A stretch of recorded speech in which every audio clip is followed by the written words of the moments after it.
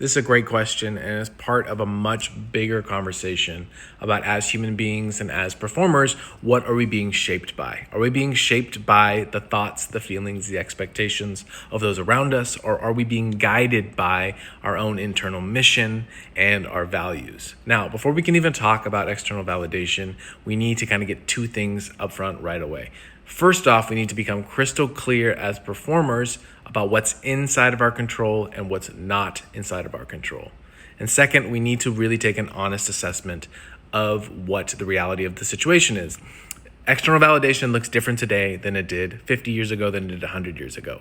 Initially, if you're a performer, right, the validation came with the applause or the lack of applause that you had in arenas or at theaters, so on and so forth. And then it became the validation of newspaper articles. But now with social media, we get validation at our fingertips, 24 hours a day. Even if we're not searching for it, we get tagged in it, right? So it's always kind of in the forefront of our mind. So we cannot even begin to think about overcoming or addressing external validation if we're not honest with what the world is like. If I had to give one recommendation to someone who is struggling with external validation, it would be this: become crystal clear as to why you do what you do. What is your purpose? What are you bringing to your performance each and every day? For some people, it's I want to perform with freedom, with love, with joy, with hope.